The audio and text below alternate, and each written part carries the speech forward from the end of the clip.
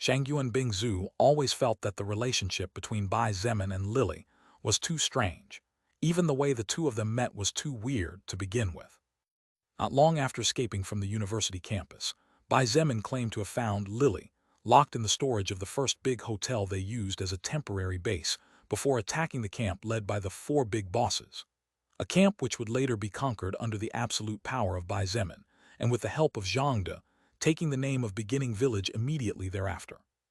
At that time, neither Shangyu and Bingzu nor anyone else gave too much importance to this woman who had come out of nowhere.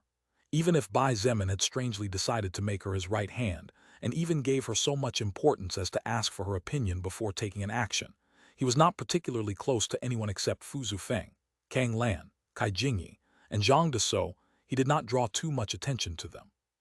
But as time went on, things changed, and as Shangyu and Bingzu and the others began to get to know the personality of Bai Zemin better, the flaws in the then casual explanation he had given, and the inconsistencies began to become too obvious to go unnoticed.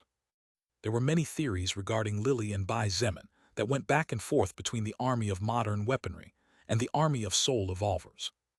Some said that Lily was actually a woman whom Bai Zemin had loved since even before the apocalypse, and that the reason he chose to move specifically in that direction was to find her.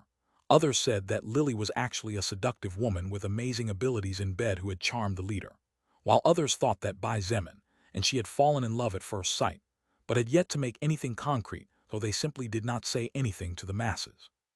However, since that was the private life of Bai Zemin, no one dared to go and question it. Even Shangyu and Bingzu, despite her curiosity, did not think it would be proper to interfere too much in the business of other people's hearts. But, who are you? Shangyu and Bingzu looked at Lilith with surprise in her bright eyes. Even for me being a woman, it's hard for me to take my eyes off you despite being completely straight. That's definitely not normal. Oh, you're completely straight. Lilith suddenly smiled like a cute little fox. As if she had been waiting for this opportunity, she looked at Shangyu and Bingzu with narrowed eyes and slowly said, "How can you be so sure of that?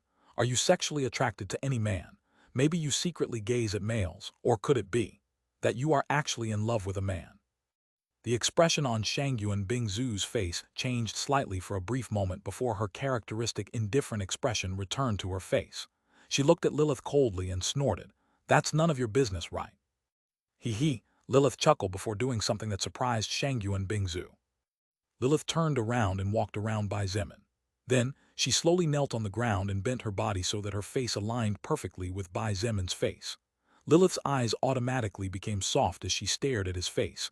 Her inky black hair fell delicately to the side and partially covered part of her lovely face. "What are you doing?" Shangyu and Bingzu subconsciously took a step forward and reached out a hand to cling tightly to Lilith's shoulder. If Lilith was not a powerful existence, her shoulder definitely could have been dislocated, and her bones converted into dust because Shangyu and Bingzu did not hesitate to use every point of her strength stat in an instinctive attempt to stop her. Lilith did not move or change her position. She simply glanced sideways at Shangyu and Bingzu and said as if it was natural, "Of course, I'm going to kiss the man I like. Any problem?" "What?" Shangyu and Bingzu's eyes widened slightly as a flash of astonishment shone in them. She looked at Lilith in disbelief and said in a low voice, You are a shameless woman." "Shameless? What would I have to be ashamed of? You mean that admitting my feelings openly is wrong? Should I then hide them or lie to myself and deny them?" Lilith shook her head while muttering those words not only to the beautiful silver-haired woman who was looking at her in increasing shock, but also to herself. The words of Lilith were really a great shock to Shangyu and Bingzu. She, who had been focused solely on surviving another day and helping Bai Zemin to open a safe path in the southern direction for the sake of finding her mother, had inadvertently been negating or postponing things that should not be ignored. However, Shangyu and Bingzu had always been alone. Over the years, while there were countless men of all kinds of ethnicities and with great backgrounds that tried to woo her, Shangyu and Bingzu disdained those feelings because to her, all anyone looked at was her exterior, but no one ever bothered to try to look beyond what the eyes could see. Things like love or any other close feelings were not only too distant for Shangyu and Bingzu, but because of the things she had seen and heard throughout her life, made her doubt the existence of such emotions. However, she was not naive enough to deny certain things. For example, Bai Zemin was her friend, but so was Chen He. the latter even during so many years that Bai Zemin had no way to compare with his 2 months since he and Shangyuan Bingzu met. But even then, Shangyuan Bingzu felt that Bai Zemin's importance in her heart was above Chen He's importance to her. It was strange, but it was also proof that it was not time that empowered the importance of a person to another, but the lived experiences and similarities between the two sides were. Regardless of everything, Shangyuan Bingzu never and not even for a second considered herself to be in love with Bai Zemin, much less considering that Wu Yijun, her best friend and almost a sister to her, was head over heels in love with him. But now, with the words of Lilith still hanging in the air, Shangyuan Bingzu couldn't help but think that perhaps she did feel slightly attracted to him. Not love, just attraction of some sort. If this was true, then many of the unusual behaviors she had been having lately would have an explanation. For example, 2 days ago, when that strange phenomenon darkened the skies over China and possibly the entire world, just before Bai Zemin speculated about the possible evolution of the Earth, Shangyuan Bingzu could still remember how disturbed she felt when he caressed Wu Yijun's hair and looked at her with kind eyes. Jealousy. When such a word popped into her head, Shangyuan Bingzu was startled and her face turned sickly pale. Was she jealous that Bai Zemin was affectionate with Wu Yijun? No, no, no. Such a thing made no sense. Shangyuan Bingzu denied such a thing. She refused to believe that she wouldn't want to see her good sister happy even if she was beaten to death right here. But then, what was going on here? Was what she felt for Bai Zemin's sexual attraction. Shangyuan Bingzu was not so sure. She had never been physically attracted to any man or woman, so she did not know what such a feeling was like. While Shangyuan Bingzu was having existential problems, and for the first time trying to understand her own heart, Lilith was also having her own existential problems. She watched from above carefully at the face of the man less than 10 centimeters below. Every detail of his face was reflected in her pupils almost as red as blood itself. With dreamy eyes like those of a hypnotized woman, Lilith slowly closed the distance between them. Her black hair was so long that much of it trailed across the floor like a velvet carpet, but Lilith didn't seem bothered at all, and instead all of herself was focused on the human partially under her curvy body. She looked at Bai Zemin's tightly closed lips, and her own lips as red as a flame, opened slightly. Bai Zemin immediately became awakened as an incredibly exquisite and seductive scent enveloped every fiber of his being. Even without him opening his eyes, the scent of fresh roses that belonged exclusively to Lilith embraced him in such a way that it was impossible for him not to know to whom the breath that slowly awakened his masculine side and threatened to turn him into a beast belonged. The scent emanating from Lilith's fleshy half-open lips with each labored breath was a seductive mix between the softness and delicacy of the vanillin that evoked purity and the provocative and sexy notes of jasmine. Jasmine. Bai Zemin unconsciously thought in another woman that was not Lilith when that fragrance reached him, and without him realizing it, his eyelashes moved. The movement in his eyelashes had been so fleeting and slight that even the most observant person of all would have difficulty noticing it, since Bai Zemin immediately controlled his facial expression before it completely broke and revealed that he had already regained consciousness. However, from a distance of now less than 5 centimeters, and under Lilith's heated eyes, that small movement did not manage to sneak out unnoticed. As if awakening from some sort of dream or trance that was slowly sinking her deeper into a world far away from reality where worries did not exist, and one could stay true to one's feelings without having to fear repercussions. Lilith blinked in surprise, and her movements stopped dead in their tracks when she noticed the subtle movement in the expression of the man who a split second ago was the only existence in her world. The first thing Lilith felt was shock and disbelief. She didn't really understand what had just happened, but for some reason she felt such a strong attraction to Bai Zemin that it seemed to draw her soul to him. It was as if his soul was trying to devour hers in a good way, as if it wanted to wrap itself around her whole existence, something Lilith's soul didn't seem to refuse. However, what made Lilith afraid was that she was still in her natural form, even if she was willingly suppressing her own natural charm. For a moment she forgot to restrain herself and almost kissed Bai Zemin with 100% of her charm flowing towards her lips. If such a thing happened, regardless of how strong Bai Zemin was, he would probably end up turning into an unwilling toy since he is just a first-order existence. Lilith took a deep breath, slowly calming down. She had lost her composure trying to make Shangyuan Bingzu become aware of what she did or did not feel. However, now that she had recovered, a brilliant idea popped into her head, and the more she thought about it, the deeper it took root. She wanted to see what would come of this, but she was sure it would be good for the future. Repressing her natural charm to the limit she believed Bai Zemin was capable of bearing, and with a teasing smile on her face, Lilith slowly leaned closer and closer, slowly until her lips barely rubbed Bai Zemin's mouth playfully, as tantalizingly as feeling a woman's delicate fingers caressing a man's bare skin. Backslash backslash backslash backslash backslash backslash backslash. Really, thank you very much to all those who send gifts to the novel and support with valuable golden tickets. I hope we can all keep it up. 3. Chapter 548, Outdoor Spanking, Fight Between the Little Bitch and the Vixen. As soft as the world's finest silk to the touch, this was the only way Bai Zemin could describe Lilith's lips. Even though it was only a friction so small that if he wasn't paying attention it would pass unnoticed, and so swift that it was less than 1,000th of a second, the difference between nothing and everything was too much to go unnoticed. Bai Zemin had to fight with everything he had not to purse his lips in an attempt to feel more of that delicious mouth that drew away even faster than it came. He thought his decisiveness and mental stronghold were firm enough to withstand everything, but for the first time since the apocalypse began, he realized how weak a man was when it came to a woman, not to mention a woman so beautiful that every other woman on earth paled to the point of being unworthy of mention. But in fact, what Bai Zemin did not know, since he had no way of comparing himself to another man, was that, for him to manage to resist the temptation of Lilith, even though she was suppressing her own charm, could already be considered an amazing feat. It was highly likely that any other man on earth, regardless of whether he was a man experienced with women or not, would immediately become a puppet that Lilith could easily play with and give orders to at will. Just as Bai Zemin's heart was swaying between relief that those rich lips were moving away from his so that he could keep his sanity, and between disappointment after the loss of that blissful feeling and sensation, smooth as silk, but hot as fire, another change occurred as he struggled to keep his eyes closed to avoid being discovered, without knowing that he had actually already been discovered. Stop. Huh. Lilith didn't even have time to do or say too much when two hands gripped her shoulders tightly and pulled her body back. Although she could have easily resisted the tug that forced her body up and away from the body of Bai Zemin, Lilith did not struggle at all and let Shangyuan Bingzu take her away as she wished. Slowly, Lilith was forced to her feet by Shangyuan Bingzu. The two women looked into each other's eyes, and after a moment of silence, Lilith casually said, "Why are you interrupting?" Shangyuan Bingzu's chest was rising and falling.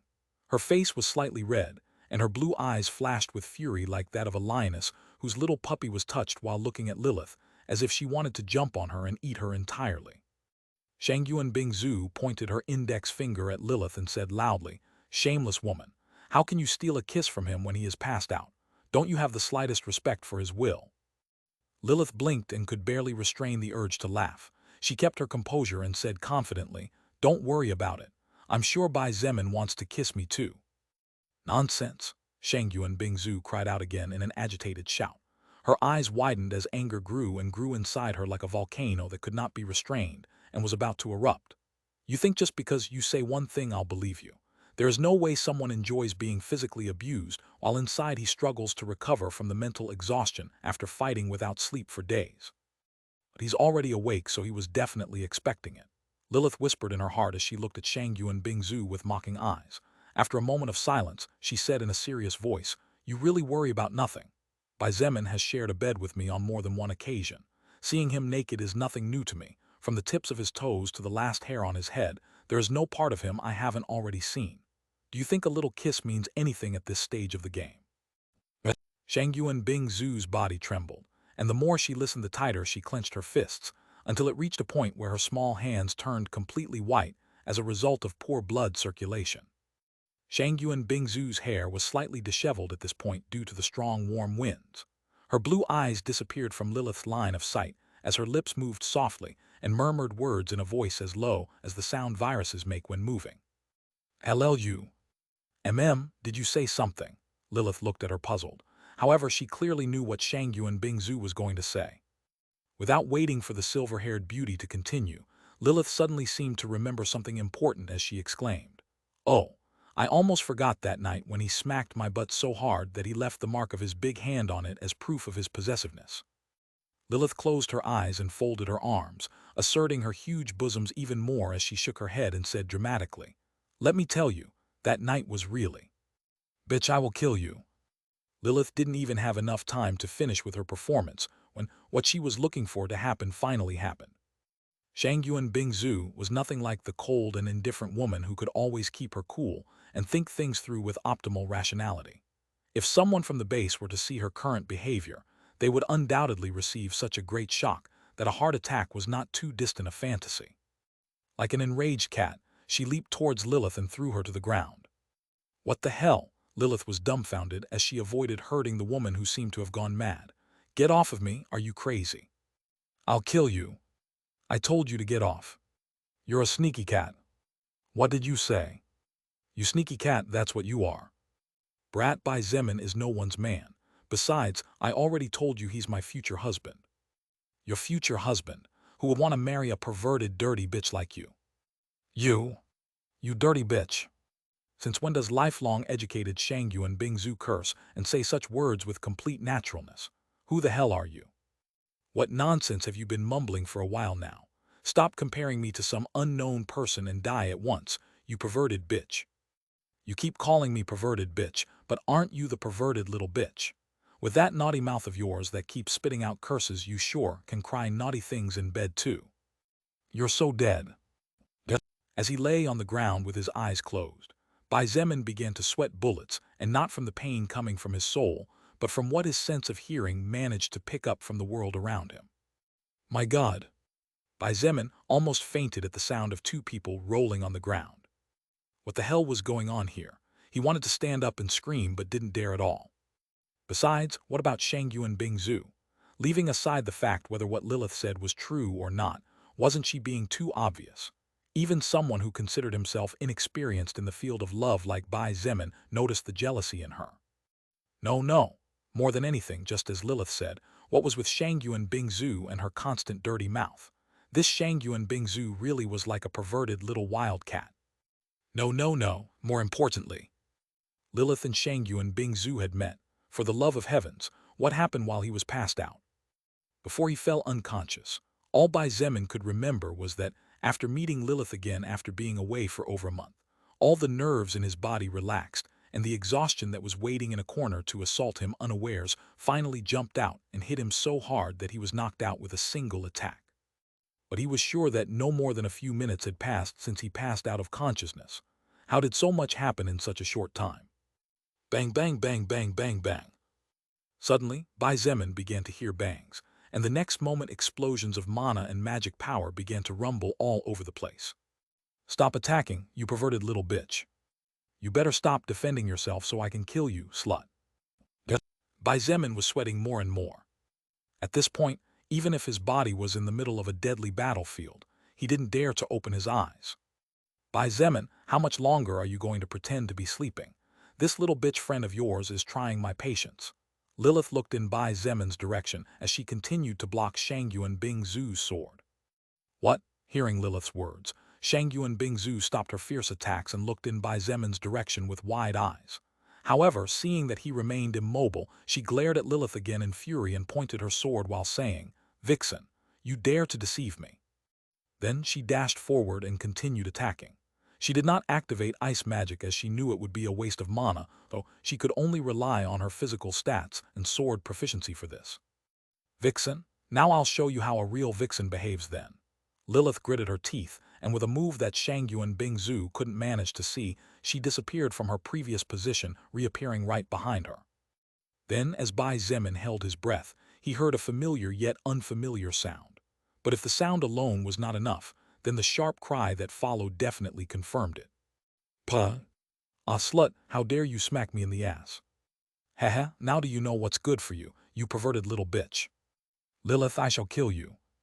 Hey, your ass is really tight and big but still tender tilde. Oh, your breasts are way bigger than they look under your clothes. Arg, how can you break through my armor? Stop acting like a cheap whore and fight with me. The sounds became wilder and wilder, as did the conversation between the two women who seemed to have lost their sanity during that brief, but seemingly eternal moment. Lilith seemed to become more and more daring with each passing second, as her naughty giggles continued to sound nonstop, along with mocking words, accompanied by even more perverted and naughty hand movements. On the other hand, Shang Yuan Bingzu was becoming more and more loose with her vocabulary. For every spanking she received from Lilith without being able to hit back, or for every time her breasts were squeezed by her without being able to resist it, the dirty words coming out of her mouth grew as if a new dictionary was born in her brain out of nowhere. Bai Zemin really couldn't help but think about what Lilith said earlier. With that dirty vocabulary of hers, wouldn't Shang Yuan Bingzu really be wild in bed despite her outward cold semblance? Blood manipulation, blood manipulation. Bai Zemin activated his most reliable skill to prevent a certain part of his body from soaring skyward as his imagination went wild when an excessively seductive image appeared in his mind. Fortunately, even though the two women were at each other's throats, Bai Zemin could tell with his eyes closed that somehow the two were getting to know each other better by doing whatever it was they were doing. Well, I'd better stay quietly here until this is all over. Bai Zemin giggled like a little devil secretly. As the two women got to know each other better and childishly bickered between them, he could enjoy the tantalizing sounds coming from Lilith's spanks on Shang Yuan Bingzu and the resulting seductive scream moans on the part of the Ice Princess. However, in the heat of the moment, Bai Zemin overlooked one thing, and that was that by activating mana manipulation, the fluctuation of mana would not go unnoticed by a monster like Shang Yuan Bingzu who was adapting to mana even faster than him. Backslash backslash backslash backslash backslash backslash backslash. Really thank you very much to all those who send gifts to the novel and support with valuable golden tickets. I hope we can all keep it up. 3. Chapter 549, Slowly Falling in Love. Indeed. While Bai Zemin was secretly laughing to himself like a little devil and hoping for more fun from the naughty playfulness of the two women in the distance, his body suddenly shivered on its own as a kind of reflex reaction to the sudden drop in temperature. Bai Zemin's brain worked overtime at lightning speed, and he quickly realized what his mistake had been. His dong had betrayed him. You really can't trust anyone in this world, let alone something with another head. Bai Zemin wanted to cry, but he had no tears. He hurriedly opened his eyes and was about to get out of the approaching ice hell, but suddenly realized that his legs were still so weak that he could barely move them. As he looked to his right, his black eyes met eyes that, while blue as the sky inside, seemed to have a volcanic flame as they stared at him. It was clear that Shang Yuan Bingzu was not only pissed off, but in her strange state, where she looked like a completely different woman than the woman Bai Zemin knew. She didn't even care who she attacked for the sake of releasing her frustration. Bingzu, wait a second. Bai Zemin suddenly felt a chill as he saw Shang Yuan Bingzu point her sword at him, and before he could finish his words, a magic explosion sent a dense mist of frost flying in his direction. Women really were creatures that could go from 0 to 100 in an instant.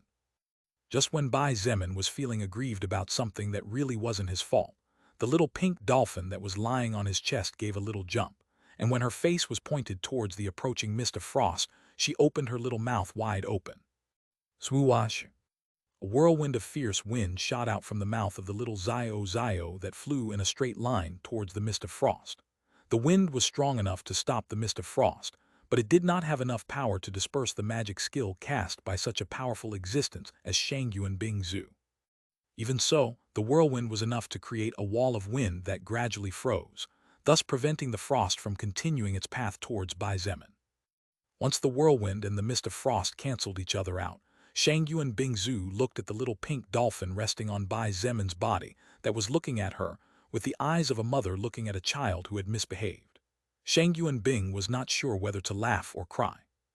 Little bastard, you hide behind an animal. Shang Yuan Bingzu gritted her teeth and looked at Bai Zemin with a face as red as a ripe apple. She was clearly hiding the shame she felt by acting angry. But what else could she do? It wasn't like Shang Yuan Bingzu could just turn and run away or much less get into a fight with the little pink dolphin who was super cute. Bai Zemin looked at Shang Yuan Bingzu a little wordlessly. He slowly stood up with unsteady steps as he caressed the soft body of the little pink dolphin in his embrace as a show of thanks, to which the little creature responded by squirming comfortably and closing her eyes again. Hello, Bingzu, why are you so angry? Bai Zemin said as he looked at Lilith with furious eyes, clearly blaming her for all this. Shang Yuan Bingzu didn't even have time to say anything when Lilith responded to Bai Zemin's gaze with a giggle. She's angry because I said that you are my future husband, Tilda. This vixen is really courting death. Shang Yuan Bingzu glared at Lilith angrily and whispered through gritted teeth. Did you say something, little bitch? Lilith looked at Shangyuan Bingzu and made a smacking gesture with her right hand. Does your backside itch? Do you want this big sister to make your beautiful milk-white skin as red as a tomato? You can fool others, but you can't fool me. I know you like it. You? All right, you two stop. Bai Zemin hurriedly stepped forward to mediate. Although he wouldn't mind seeing how the words of Lilith came true, and was even willing to pay a fortune for the sake of getting a ticket to the show in the front of the stage, the truth was that he couldn't say such a thing out loud, let alone stand aside, as his intention would be exposed right away. Bingzu, don't listen to what Lilith says. She's always like that. She likes to joke around a lot, he said, trying to appease the white lioness. Then he looked at the little black fox and sighed. I say, Lilith, you really made a noisy entrance just getting back. Worthy of a diva like me, don't you think? Lilith smiled sweetly and shook her long black hair as if flaunting her beauty. Bai Zemin rolled his eyes, and even the little pink dolphin in his embrace let out a low sound as if she was laughing at what she had just heard. Bai Zemin, who is this? Shangyuan Bingzu stopped as she was about to say something. She took several deep breaths before looking at Lilith coldly and continuing. Who is this lady? You don't need to hide it. I know she is the real Lily and her real name is Lilith. Why are you so cold with me after all we've been doing together? Lilith looked like she was about to burst into tears as she looked at Shangyuan Bingzu with sad and disappointed eyes. Even after my hands ran over every inch of your skin, you still act as if we never know each other. How cruel you can be. The words of Lilith, instead of making Shangyuan Bingzu angrier, actually served to calm her down. She shook her head and looked at Lilith, now calmer, as she slowly said, Now I understand why Bai Zemin said what he said just now. You really don't know the meaning of the word shame. Bai Zemin sighed, and after looking at Lilith for a moment as if telling her to stop playing games, he turned his gaze back to Shangyuan Bingzu. Slowly, he began to explain. As you may know by now, her name is Lilith, and indeed she is the true form of Lily. Lily is just a fake character that the two of us came up with in order for her to be able to suppress even more of her natural charm. Shangyuan Bingzu stared at Lilith for several seconds and was forced to admit that if the woman in front of her appeared in this form in front of all the faction members, it was likely that unforeseen things would happen. After all, even Shangyuan Bingzu herself had difficulty averting her eyes from her body the more she looked at her, let alone another woman with less natural pride and less mental strength. Let alone men. Then how do you know her? Shangyuan Bingzu looked at Bai Zemin. As she asked this question, she couldn't help but frown slightly. Come to think of it, a while back you said that even though you didn't have a girlfriend, you actually had a long-term contract with someone. Some time later, that night in the mutant forest when I told you about my past and you told me about yours, you said that I was the second person you had a long-term contract with. Could you explain about that too? The eyes of Lilith flashed peculiarly as she looked at Shangyuan Bingzu with a faint, undetectable smile at the corner of her lips. All the questions Shangyuan Bingzu had just asked were questions that aimed to find out about the relationship between Lilith and Bai Zemin, which meant that she was undoubtedly worried about it. Otherwise, why would she ask that and not be more curious about the bestial strength of Lilith? However, Bai Zemin was not only inexperienced in these matters, but at the moment he was too busy trying to keep the two women in front of him from fighting anymore because, while Lilith might be joking, he wasn't sure if the next moment she would mistakenly end up slapping Shangyuan Bingzu to death. Better safe than sorry. After taking a moment to carefully think things over, Bai Zemin looked at Lilith, and seeing that she didn't seem to disagree with letting Shangyuan Bingzu know the truth, he slowly explained. Lilith is an existence that I owe a lot to. Leaving aside my family, you could say that she is the living being I trust the most since she has been at my side, since the first instant the apocalypse broke out on Earth right after the soul record displayed my status window in my retina for the first time. What? She's been there since the first instant? Shangyuan Bingzu couldn't stop her voice from coming out to interrupt. How is that possible? It was Lilith who answered this time. She looked at Shangyuan Bingzu and slowly explained, It is possible since I am not a living being of this world. Shangyuan Bingzu was taken aback, but as she looked at Bai Zemin and saw him nod slightly, she finally accepted the reality. She couldn't help but gasp in shock as she looked at Lilith with wide eyes. Let me introduce myself again, but for real this time. Lilith smiled slightly and gave a slight graceful bow as her red eyes stared into the blue eyes of the woman less than 2 meters away. My name is Lilith, and my power scale is at the initial stage of the 6th order. My current race is Succubus.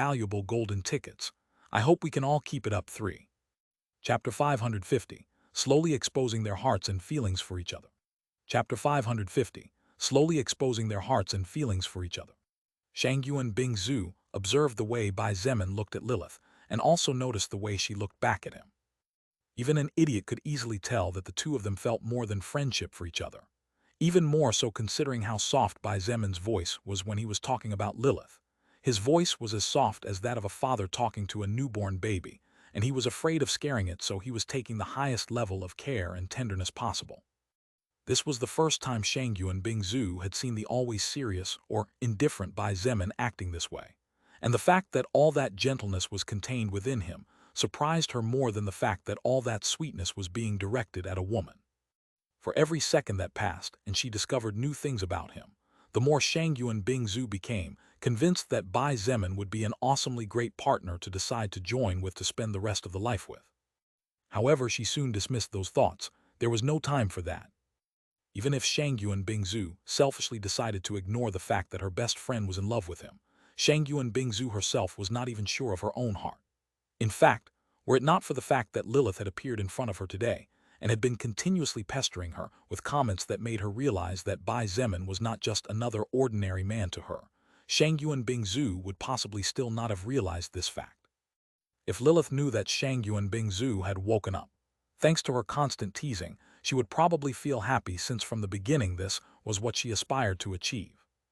Like Shangyuan Bingzu, Lilith was a very proud woman. Therefore, if she eventually captured the heart of Bai Zemin, she wanted to do it without hiding from anyone or anything such that in the distant future no woman would be able to tell her that she had played cunningly. A clear fight for all to see. One in which, in the event of deciding that she had finally fallen in love, Lilith did not plan to lose. Lilith had suffered too much and lost too many things throughout her relatively short, but at the same time long life, to be willing to give up on this feeling that made every day look different for her. She was not willing to let go of that wonderful sensation of feeling alive again, regardless of what others might think or say.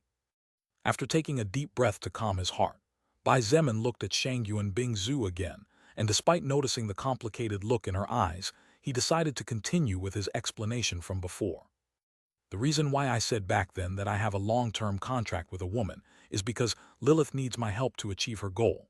As you may well be thinking now, a goal that even a sixth-order existence cannot complete on its own definitely shouldn't be something simple. Therefore, at least for the years to come, it is safe to say that she and I will be together.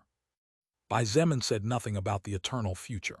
He did not comment that he expected to spend his whole life together with Lilith either as friends or whatever. Such things had to come naturally, and if destiny willed it to be so then it would be so. And if not, then that meant that the bonds between Bai Zemin and Lilith were never meant to be strong in the first place, and the relationship between the two was nothing more than a relationship based solely on benefits where feelings were weaker than they seemed.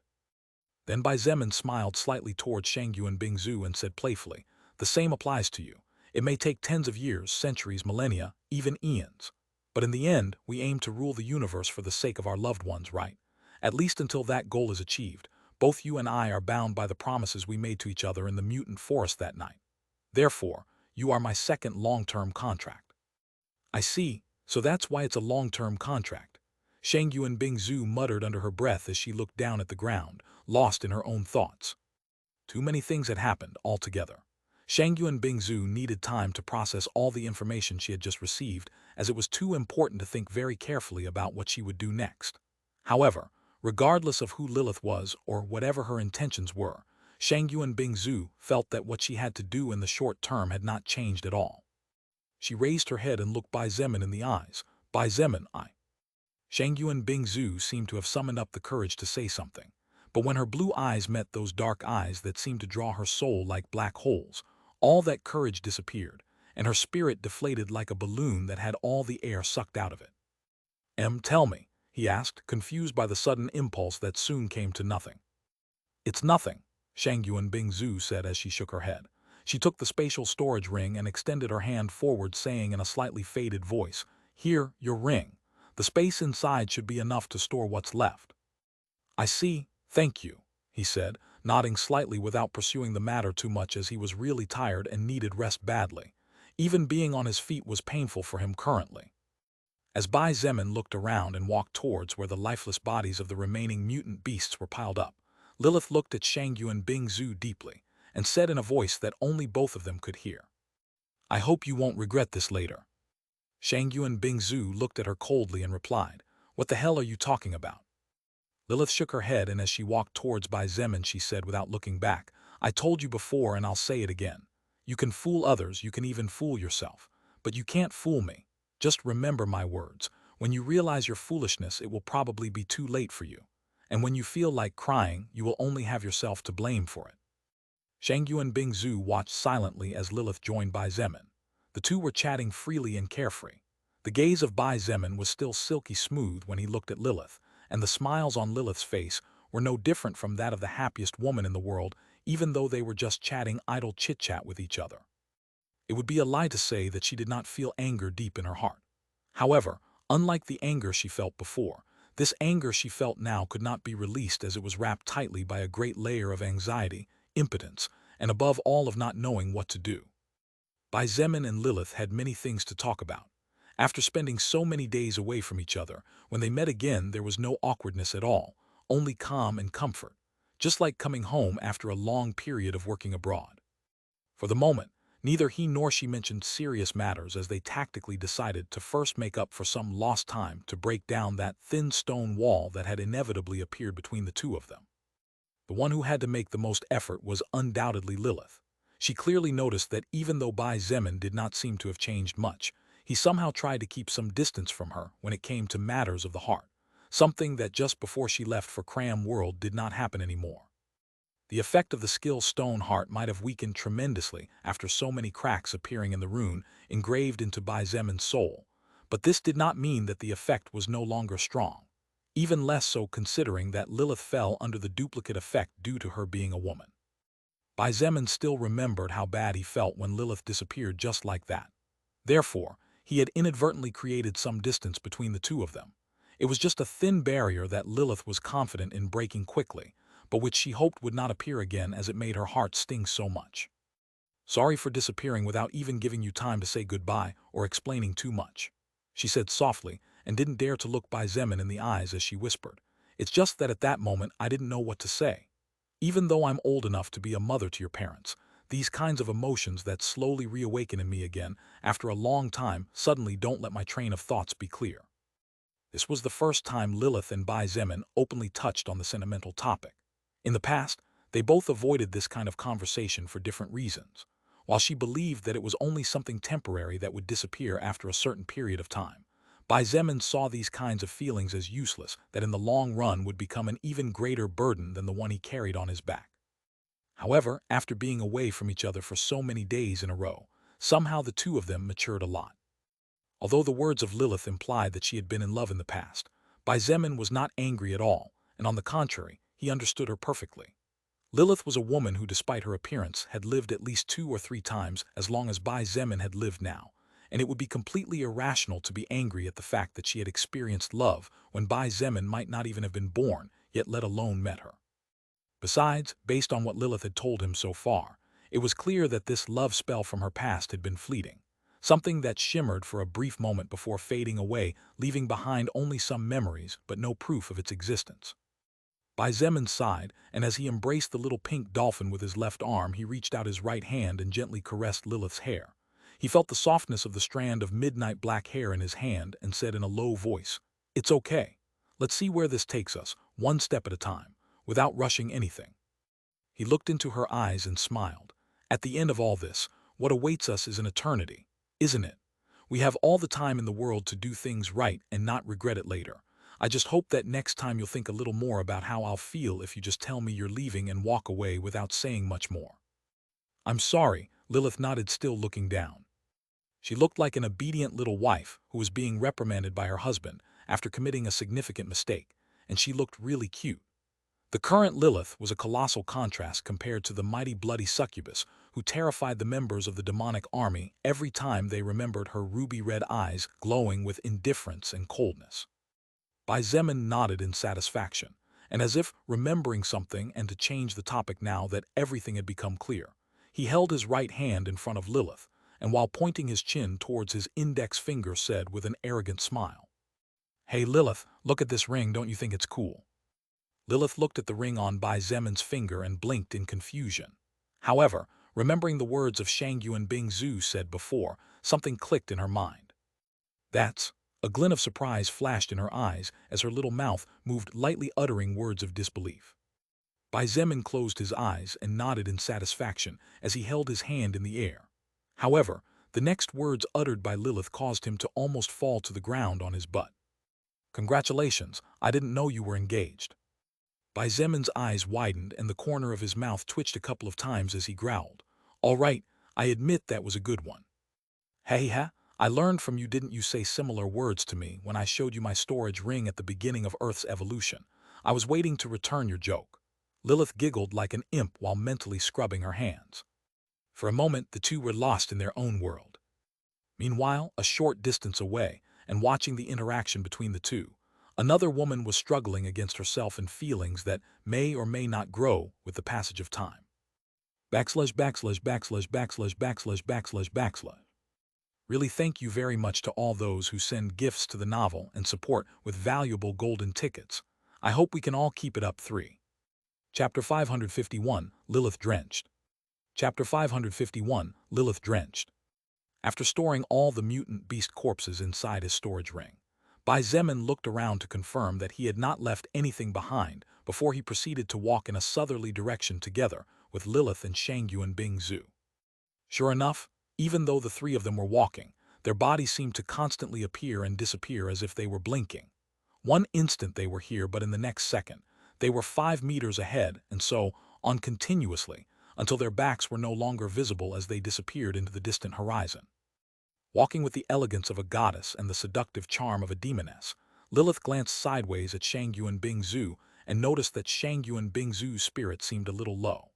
However, despite knowing the reason behind the Ice Princess's low mood, Lilith not only did not help her, but instead pushed her further by engaging in conversation with Bai Zemin again and again.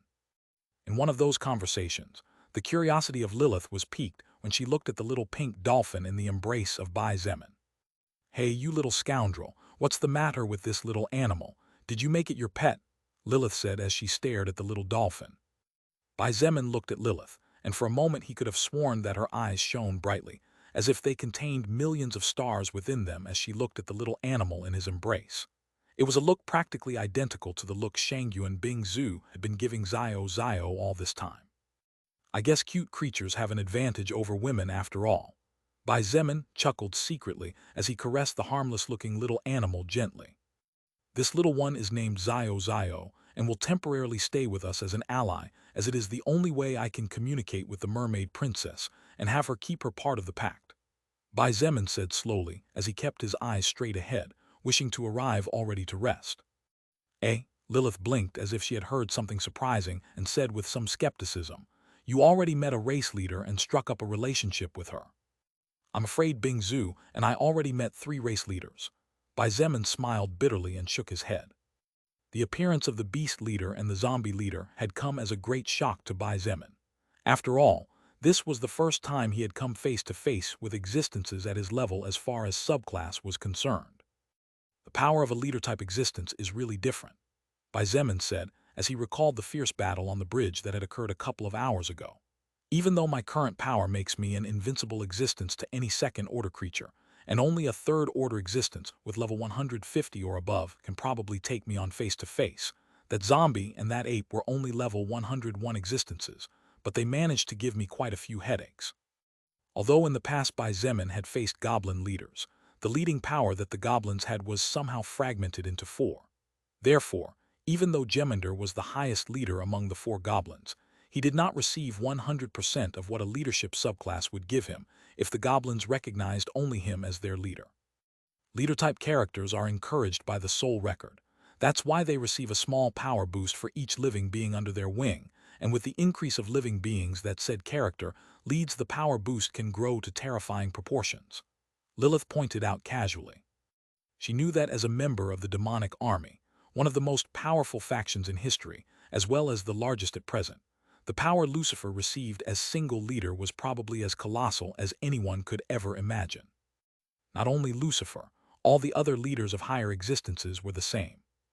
Unlike in fantasy novels where the main character could become the strongest alone, in the real world, things were different.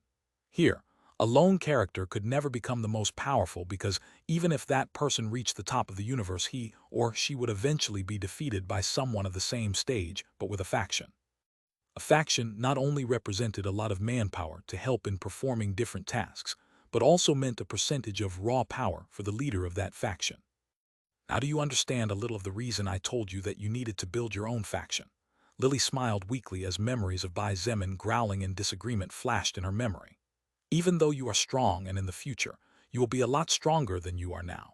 You would eventually run into a wall that you could never break down because this is a wall that can only be broken down slowly from the beginning. You mean I'm now breaking that wall without me even realizing it? Bai Zemin said after some silent thought. Right, Lilith nodded casually. Even though you don't notice it, in the future you will see how from day one all your efforts will pay off. Even those efforts you thought were in vain will eventually prove their worth. You just need to wait, and naturally the universe will answer you. Don't worry, I'm slowly seeing the fruits of everything you told me I needed to do. Bai Zemin looked at Shangyu and Bingzu with a weak smile as he said these words.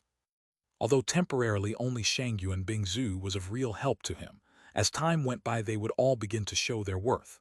Moreover, Bai Zemin was aware that living alone was impossible. He needed humans to perform other tasks. It was impossible to do everything by himself unless he was an omniscient and omnipresent being. The reality was not a light novel where the loners were invincible. Even the strongest eventually needed the help of someone weaker, as crazy as that might sound. Today, for example, if not for Bai Zemin being the leader of a faction, even though he could have faced the zombie leader and the beast leader, the battle would definitely not have been as smooth as it had been. As Bai Zemin and Lilith chatted, Shangyu and Bingzu listened quietly. So the reason why he set out on faction building was not because he wanted to, but because this woman told him to. Shangyu and Bingzu sighed inwardly. Slowly but surely, she was realizing that Lilith's influence over Bai Zemin was indeed big. But, after a few moments of consideration, Shangyu and Bingzu felt that it was only natural since Lilith had been there for him when there was no one by his side. Unlike Shangyu and Bingzu, who had Wu Yijun and Chen He, Bai Zemin was completely alone at the beginning of all this hell. He, unlike her and many others, had no one to confide in since even before the appearance of the soul record he had no friends. In those moments of loneliness and darkness, the existence of Lilith for him should have been no different than a beacon of bright light illuminating his path. Therefore, it was no wonder that he listened to her so much and held her in such high esteem regardless of her strength. By the way, let me hold the little pink dolphin you carry in your embrace. Suddenly, Shangyu and Bingzu's little ears twitched in an extremely cute manner when she heard certain words that attracted her attention. Although she did not look to her side to see what was going on, she was completely attentive now. This. Bai Zemin hesitated when he heard Lilith's request and subconsciously looked at the little pink dolphin that seemed to be sleeping comfortably in his arms. He couldn't help but remember what happened when Shangyu and Bingzu tried to take Zio away earlier and couldn't help but wonder if the same would happen with Lilith. What, you won't let me hug her? Lilith pouted and looked at Bai Zemin with eyes brimming with reproach. She should be fine. No, Bai Zemin said to himself, trying to convince himself without much success about it. Somehow he felt a bad premonition, and his instinct told him that it was better not to let Lilith hold the little animal. However, seeing the little girl look Lilith was giving him, Bai Zemin forced to tell himself that he was probably overthinking things. Well, you better be careful, Bai Zemin said as he held the little dolphin underneath the fins and slowly moved her tiny body towards Lilith in an attempt not to wake her up. Of course, I'll be careful. Lilith rolled her eyes for a second before reaching out her hands to hold the little pink dolphin. She had been haunted by the beauty of this charming little female-gendered animal from the first moment she had seen her. However, she had managed to resist the temptation while chatting with Bai Zemin to catch up and while teasing Shangyu and Bingzu. But now that everything had calmed down a bit, Lilith finally couldn't take it anymore as her urge to want to hold little Zio completely overwhelmed her, and she finally made her request. Seeing how Lilith held the little animal in her embrace and nothing happened, Bai Zemin let out an audible sigh of relief that Lilith did not understand. Shangyu and Bingzu looked at Lilith with envy as her eyes were full of complaint when she looked at the little Zio. This little animal was really beautiful, and she wanted to hold her to pamper, but what she received in return for her good intention was a stream of freezing water. But here was this hateful woman, succeeding without a problem. However, things were not as simple as they seemed to be. So cute, Lilith murmured in a soft voice as she stared at the small animal that had her little eyes closed and was sleeping happily with a slight smile on her mouth. Lilith's ruby-colored eyes sparkled brightly as she looked at little Zio, and it was as if she had discovered some kind of treasure already, as even while walking she couldn't take her gaze away from the dolphin. But Lilith and the rest had not taken more than a few steps when suddenly little Zio's body shuddered fiercely, as if a wave of electric current had suddenly hit her. Her deep pink eyes opened wide, and she didn't look sleepy at all as her big eyes stared at Lilith. Lilith had no idea what was going on, but Bai Zemin and Shangyu and Bingzu clearly knew this kind of reaction. As Lilith wondered what was going on with the cute little animal, Shang Yuan Bing Zhu's eyes shined brightly, as if a star-studded galaxy that seemed to have died came back to life, and in slow motion her lips began to curve upwards. "Watch out!" Bai Zemin unconsciously shouted as if the end of the world was approaching. Eh? Just as Lilith looked at him in confusion, as it was absolutely impossible for an enemy with murderous intent to slip out of her detection, the little pink dolphin she was holding appreciatively just centimeters away from her face suddenly puffed out her cheeks like a squirrel keeping nuts in its mouth. By the time Lilith realized what was happening, it was too late. The little pink dolphin opened her mouth wide and moved her head forward as if she were heading a soccer. Then, a large jet of cold water came out of her mouth, and at such a close distance, and without having expected such an attack since she could not sense any malice at all from Zio, Lilith received the jet of water directly in the face. Bang! Bai Zemin didn't know where all that water was coming from, but little Zio continued to spurt water from her mouth for more than 5 seconds before she finally ran out of fuel. Zio's chest area slowly returned to normal, and her puffy cheeks lost puffiness quickly until they finally returned to normal. Poo poo poo poo. Zio shouted something in a high-pitched voice while looking at Lilith as if she was furious. Then, as Lilith stood there silently as if frozen with her eyes closed, the little pink dolphin took the opportunity to break free from her grip, and with a beautiful swoop returned to the hands of Bai Zemin, who subconsciously caught her. Bai Zemin. Zio. Lilith. Shang Yuan Bingzu. Ha ha ha ha ha. As Bai Zemin looked at Lilith dumbfounded, and little Zio closed her little eyes comfortably again, and as the victim of all this stood there with her eyes tightly closed with cold water dripping down her body, Shang Yuan Bingzu couldn't even fight the urge to laugh, which after a mere second was released with all her forces. Backslash. Really, thank you very much to all those who send gifts to the novel and support with valuable golden tickets. I hope we can all keep it up. 3. Chapter 552, A Mystery That Would Last for a Long Time, Reincarnation and Pure Soul. Chapter 552, A Mystery That Would Last for a Long Time, Reincarnation and Pure Soul. The times that Bai Zemin had made Shang Yuan Bingzu smile from the bottom of her heart during the last few weeks were not few, certainly, more than the times she had smiled unburdened, counting many years from back to front. He had even made some comments or performed certain actions that had caused her to laugh out loud without caring at all about her image. However, this was undoubtedly the first time Shang Yuan Bingzu smiled and laughed out loud from the depths of her soul. The temptation was so great that she was not even able to stand firm, and with staggering steps she moved from left to right as her laughter sounded like an angelic song in the middle of the sea. I can't ha ha ha ha. My stomach hurts. Ha ha ha ha. Shang Yuan Bingzu brought both hands to the abdominal area of her armor as she writhed between laughter and tears. She did not look at all like a person worthy of the title of Ice Princess, and looked more like a normal teenager or a young adult who had heard a good joke from a friend. But how could she not laugh like this? Even if she died from laughing so much, at least she would die with a happy smile on her face and a beautiful picture as her last memory. Lilith, that hateful woman, had been pestering her ever since she first appeared before her. Not only had she made comments that evoked her anger, but she had even physically abused her. She had spanked her backside and even touched her bosoms. Any other living being would have found themselves cut into millions of tiny pieces by now. However, Lilith was in a completely different league, which was why Shang Yuan Bingzu temporarily had to put up with it. She would punish her appropriately in the future. For now, this backlash that hateful woman had just suffered would be enough to placate Shang Yuan Bingzu's discomfort for a bit. As Shang Yuan Bingzu laughed out loud without a care in the world, Bai Zemin looked at Lilith, not knowing how to react. The Lilith that Bai Zemin had known as a proud, arrogant, confident, composed, playful, joking, and noble-looking existence was nowhere to be seen. Although her silky smooth black dress seemed to be made of some special material, as the water did not wet it and simply ran over the surface until it finally reached the ground, her inky black hair was completely soaked and disheveled. Furthermore, her face and some of the visible white skin of her swan-like neck were so wet that not even a drop of water would fit there anymore. This. Bai Zemin reached a hand forward with the intention of touching her shoulder gently, but after he considered it better, he retracted his hand back. Lilith still had her eyes closed and her mouth tightly sealed. She had not moved from that place for several seconds, and her breathing seemed to have completely stagnated as the only movement around her were the drops of water sliding silently down her body and onto her dress. Bai Zemin felt it best not to touch her right now, just in case. Wouldn't it be a pity if she subconsciously or in a fit of rage slapped him to death? Therefore, Bai Zemin wisely stood there waiting for the moment of truth. This is something I didn't expect. Lilith finally opened her mouth to speak. Bai Zemin tensed as he watched her slowly opening her eyes.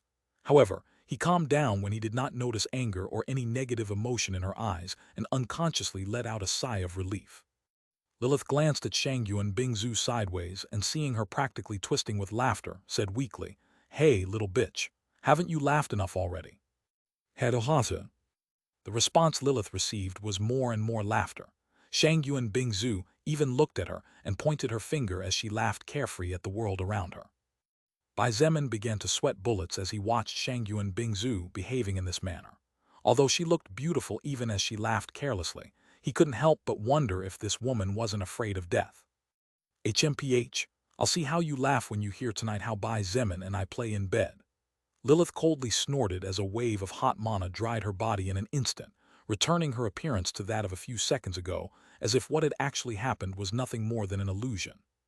Shangyuan Bingzu suddenly seemed to receive some kind of different stimulation, as if some kind of drug had been injected into her body. She immediately froze, and the laughter she was letting out non-stop came to a spontaneous halt.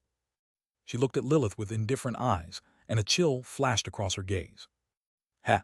Lilith sneered, and as if trying to show off herself, she shook her hair with a hand as she looked at Shangyuan Bingzu like a queen looking at a commoner. Seeing the short but fatal exchange between the two beauties, the corner of Bai Zemin's mouth twitched a couple of times as he thought on the inside that women were really strange creatures, since even though Shangyuan Bingzu was angry, he didn't really feel any malicious intent on her part towards Lilith. Bai Zemin could not even sense anger in Lilith's words or in her tone of voice, only mockery and slight contempt. Could it be that these two women were on the path of friendship? Such a question naturally popped into his mind. Although it was strange how two women could become friends through words full of mockery and bone-chilling looks, Bai Zemin still remembered the wise words his dear father said to him just before Bai Zemin left for college. Don't try to understand a woman, just go with the flow. Just like fighting against the current, trying to understand a woman's train of thought will only drag you to the bottom when you get tired of trying. Just as Bai Zemin was silently praising his father for enduring so many years of marriage without letting the smile disappear from his face for even an instant, Lilith looked in his direction. "Lilith, forgive her. Zio is just a baby dolphin after all." Bai Zemin noticed Lilith's red eyes focused on the little animal in his embrace, so he immediately tried to explain while tightening his hug. Considering that Lilith had just been attacked by Zio, she could easily counterattack now without breaking the rules that bound her. However, Bai Zemin knew that Zio had not actually attacked Lilith with the intention of hurting her at all, and was only expressing her own dislike towards Lilith in the only way she knew how.